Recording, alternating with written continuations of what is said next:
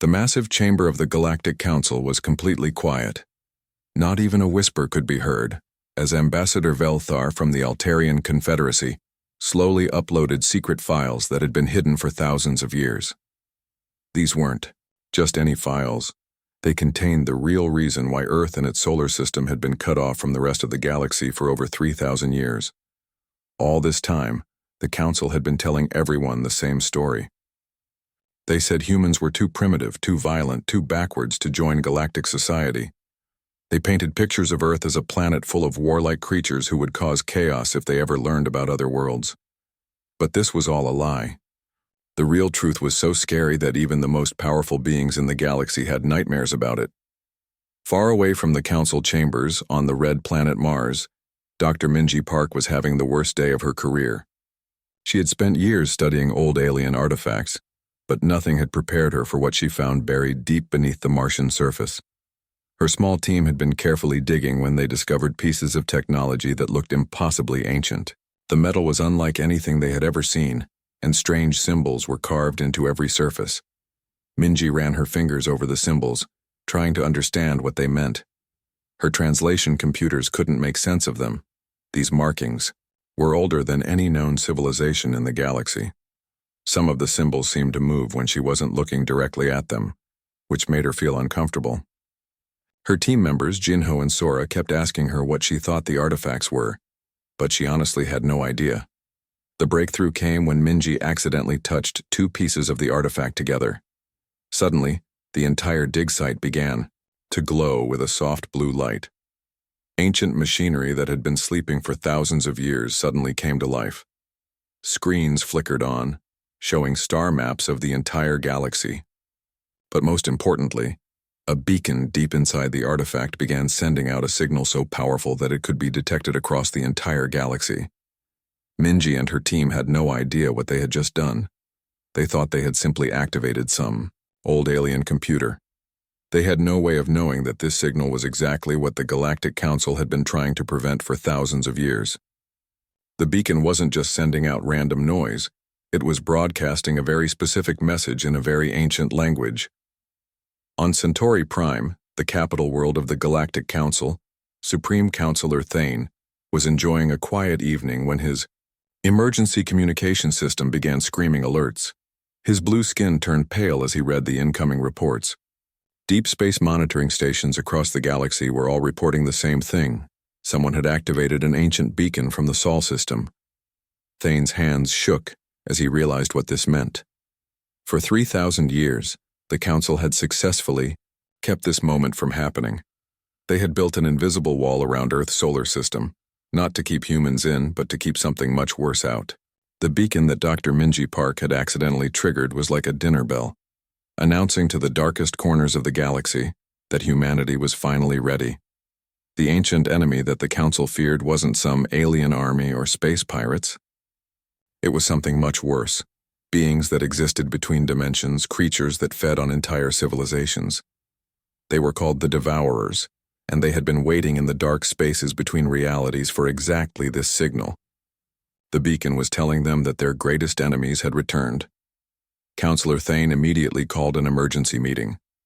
Representatives from hundreds of different alien species gathered in the Great Chamber, all of them looking worried and confused.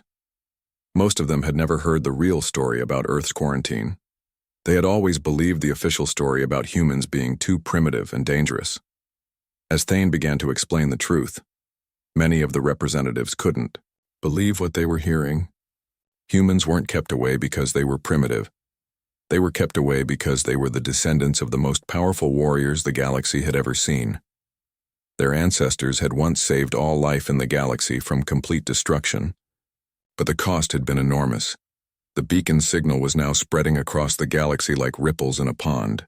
Every few hours, another monitoring station would detect it and report back to the Council. There was no way to stop it now.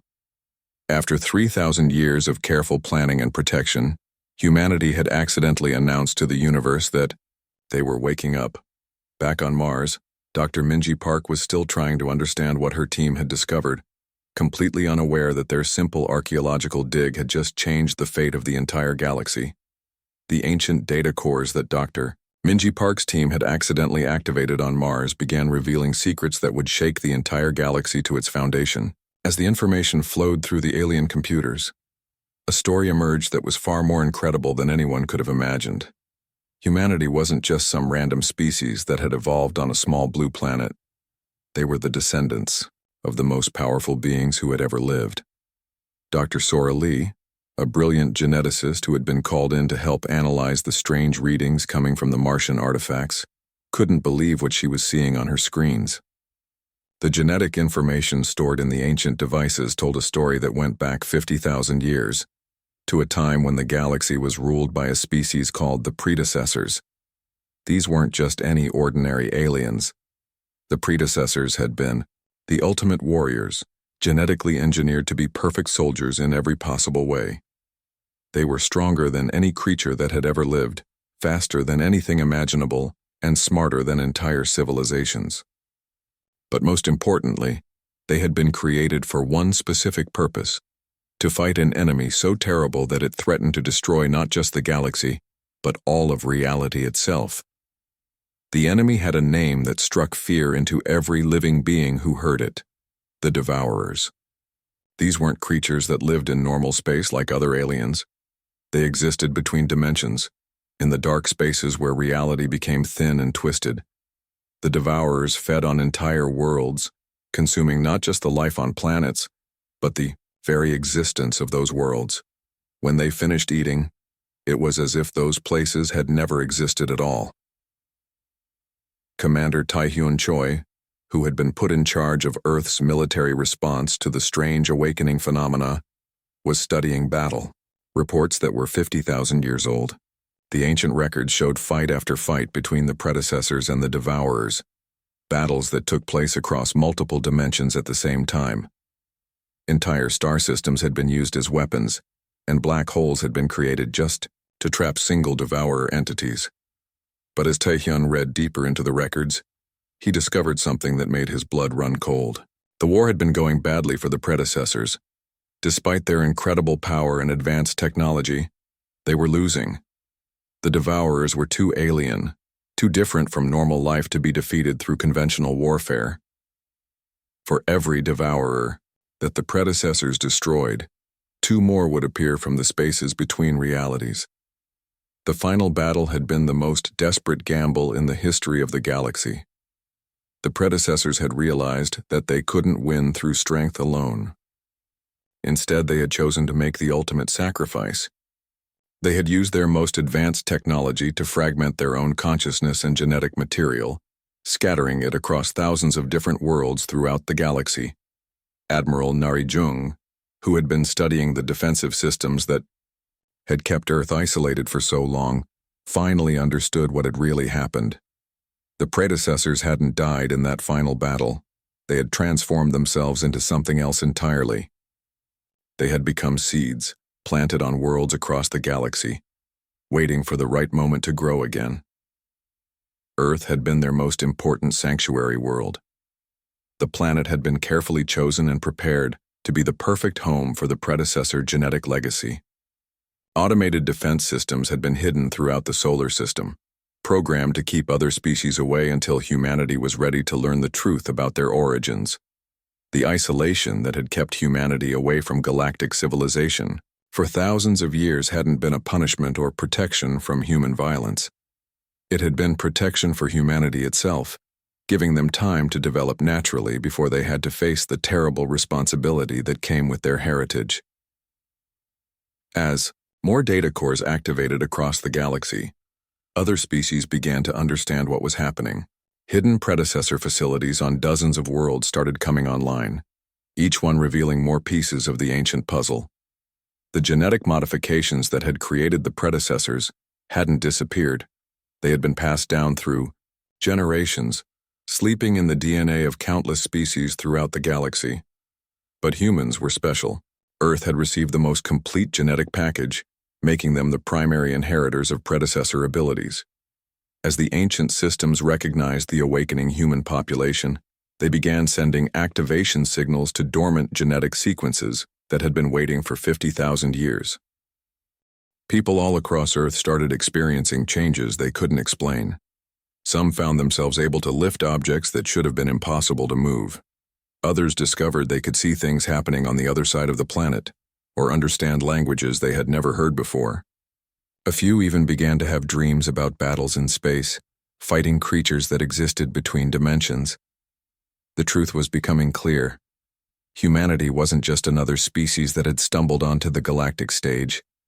They were the inheritors of the greatest warriors who had ever lived, and their awakening meant that the ancient war between order and chaos was about to begin again. The changes happening to people all across Earth were becoming impossible to ignore.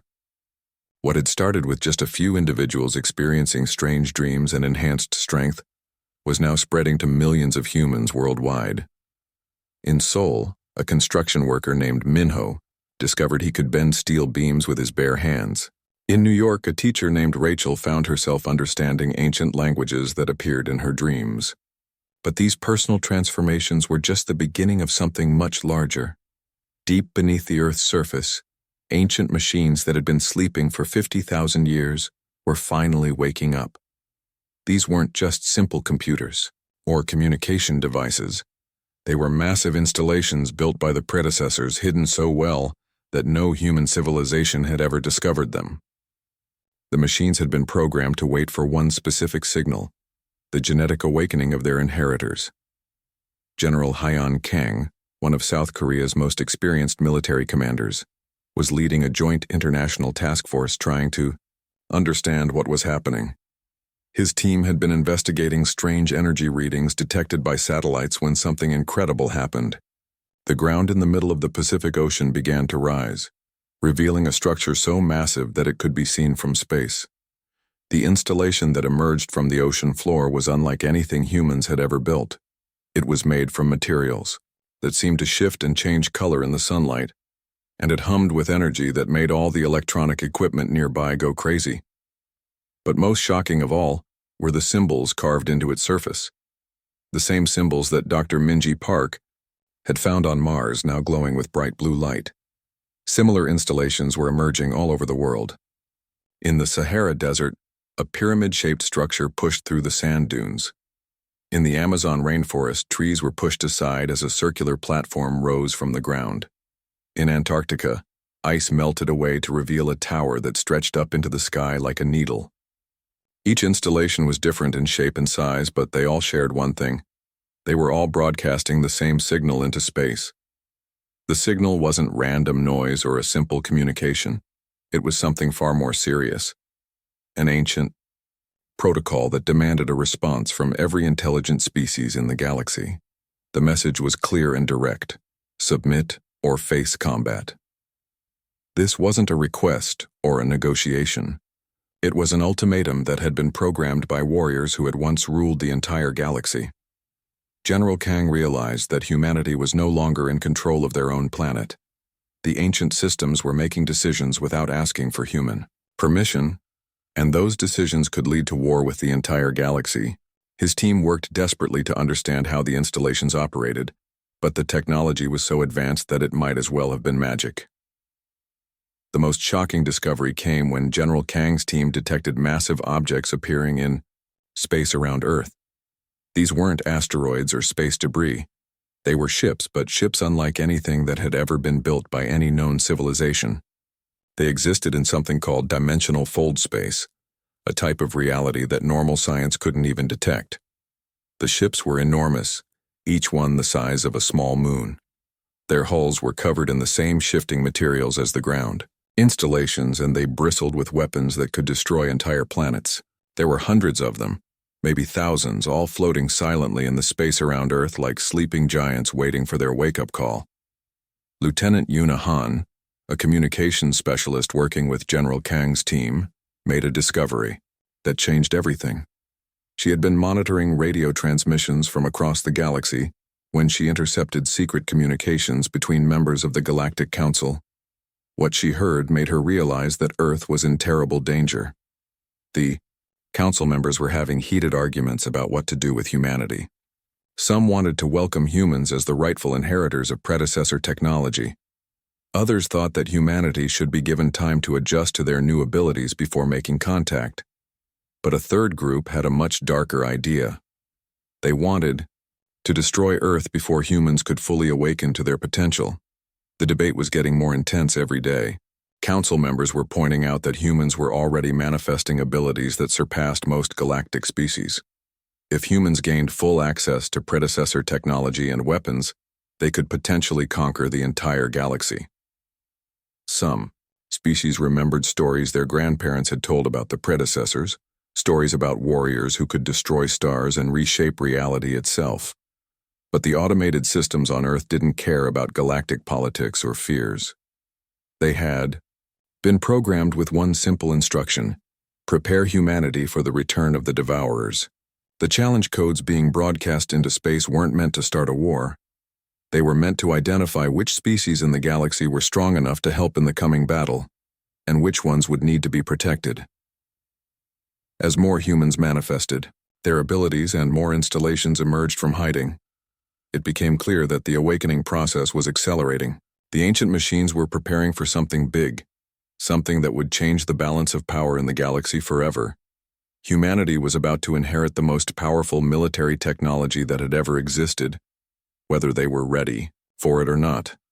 The moment Earth's ancient beacon systems fully activated, something terrible began to happen across the galaxy. The signals that humanity had accidentally triggered weren't just announcing their awakening to other civilizations. They were also punching holes through barriers that had kept unimaginable horrors locked away for thousands of years. These barriers existed between dimensions in places where normal space ended and something else began. For 50,000 years they had held back creatures so alien and destructive that even thinking about them could drive people insane. But now, weakened by the powerful beacon signals, these dimensional walls were starting to crack. The first signs appeared in the Vega system, where astronomers noticed something impossible happening. One of the planets in the system seemed to flicker like a broken television screen. For a few seconds it would be there, solid and real, and then it would fade away as if it had never existed. Then it would reappear, but slightly different than before. The continents were in the wrong places. The oceans were different colors. Captain Do-hyun Lee was about to make history as the commander of humanity's first journey beyond the solar system. The ship he would pilot wasn't built by humans, though.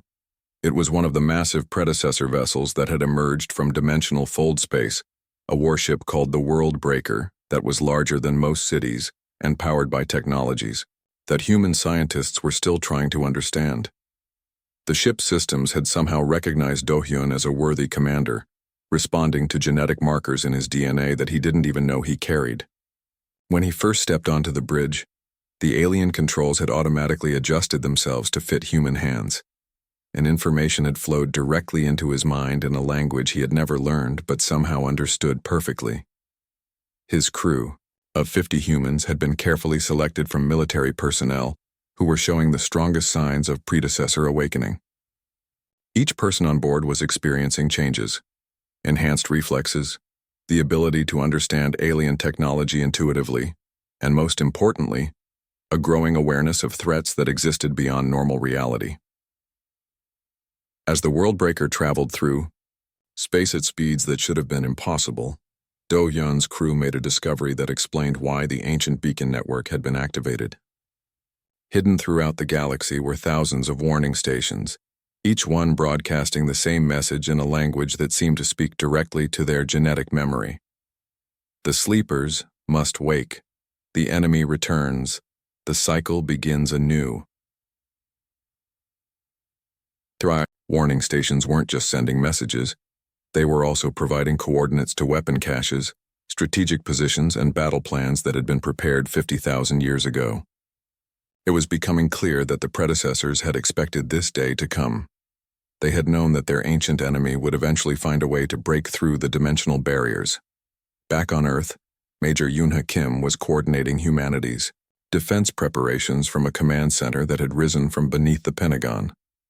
The facility was a blend of human and predecessor technology, with holographic displays showing real-time information from across the galaxy. What she was seeing On those displays was enough to give anyone nightmares. Reality tears were appearing everywhere. In the Centauri system, 3 planets had simply vanished, leaving behind empty space that hurt to look at. In the Rigel sector, entire star systems were flickering in and out of existence like dying light bulbs.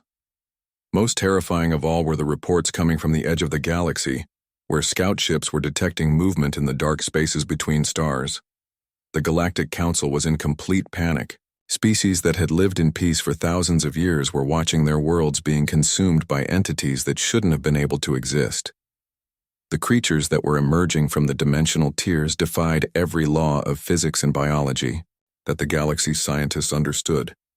These weren't aliens in any normal sense. They were fragments of living darkness that could exist partially outside of reality itself. When they attacked a planet, they didn't just destroy it. They consumed its very existence, making it so that the planet had never been real in the first place. Survivors would sometimes remember their lost homeworlds, but all physical evidence would be gone, as if those places had been erased from history. The Council's military forces were completely useless against such enemies.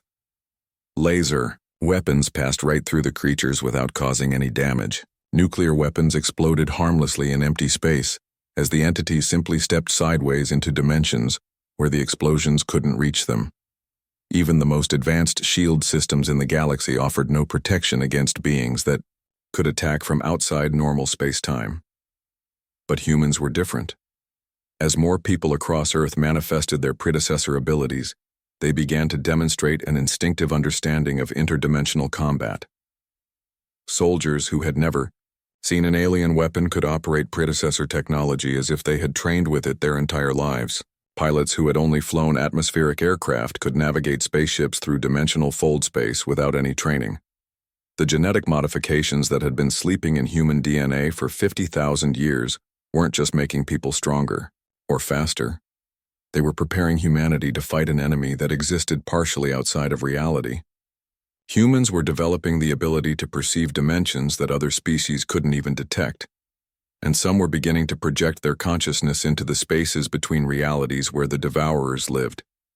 As reports continued to pour in from across the galaxy, it became clear that this was just the beginning. The scout entities probing the edges of normal space were not the main force. They were just testing the strength of reality's barriers. Somewhere in the dark spaces between dimensions, something vast and hungry was preparing to return to the galaxy that it had tried to devour 50,000 years ago. The moment of truth had finally arrived, and it was more terrifying and magnificent than anyone could have imagined. As dimensional tiers spread across the galaxy like cracks in a broken mirror, the ancient predecessor installations on Earth revealed their ultimate secret.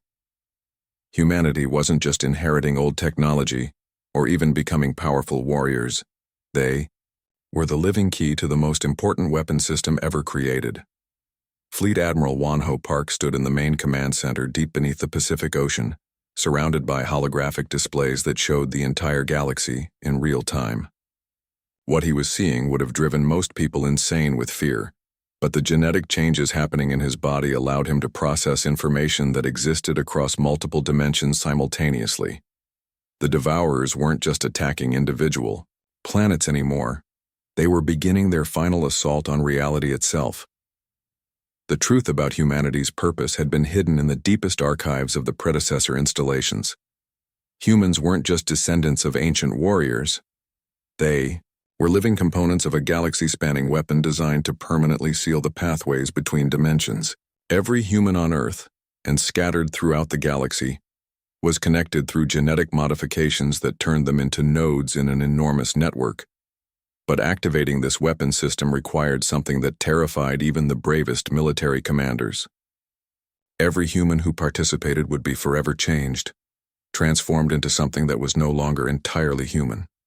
They would become beings capable of existing partially outside normal reality, able to fight the Devourers on their own terms, but they would never be able to return to the simple lives they had known before. Admiral Park made the announcement that would change humanity forever. Every person on Earth, regardless of age or background, would need to participate in the activation process. Children playing in schools, elderly people in nursing homes, scientists in laboratories, and soldiers in the field. All of them would become part of the weapon system, whether they wanted to or not. The genetic modifications were already spreading through the human population like a benevolent virus, and there was no way to stop the process. The transformation began at exactly the same moment across the entire galaxy. Humans who had been scattered among other civilizations suddenly felt the connection activating in their minds. On distant colony worlds and space stations aboard trading ships, every human everywhere began to experience the change simultaneously. It started as a tingling sensation in the back of the mind, like remembering a dream that had been forgotten for years. Then it grew stronger, becoming a flow of information and energy that connected every human consciousness to every other human consciousness. People could suddenly sense their neighbors' thoughts, feel the emotions of strangers on the other side of the planet, and access memories that belonged to the entire species. Commander Soyeon Choi led the first dimensional assault team as reality around them began to shift and change. The predecessor weapons they carried weren't just guns or bombs. They were tools that could cut through the fabric of space-time itself, allowing human warriors to step into the spaces between dimensions where the Devourers lived. The experience of existing partially outside normal reality was unlike anything that could be described in ordinary language. Soyeon could see the universe from angles that didn't exist in normal space, perceive colors that had no names, and move through dimensions that folded back on themselves in impossible ways.